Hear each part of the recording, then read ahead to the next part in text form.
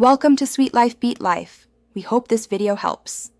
You start by assembling the exact assets and tools you need: original photo, edited version, and an AI in-painting or restoration model. Once done, crop to the region with visible retouching so the model concentrates on what changed. Make sure resolution stays high. AI works better with more detail. Also prepare a comparison viewer or layering file to toggle edits versus restored output. This will let you judge progress as you go. You now find and isolate the changes. Run a difference map or visual comparison to detect retouching, cloning, or airbrushing. Then create a mask around those altered areas. Expand the mask slightly, about 3 to 10 pixels, so the AI blends edges cleanly.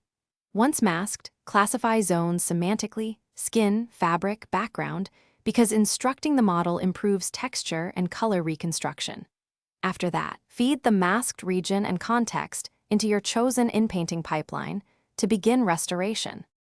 Finish by refining and validating the AI result. Toggle your comparison viewer and look for mismatched texture, color shifts, or repeating patterns.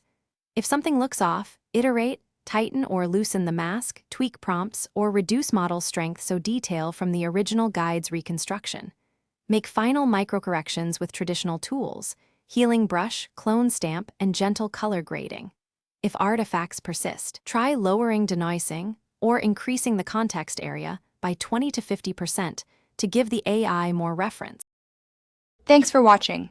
Consider subscribing if we helped you.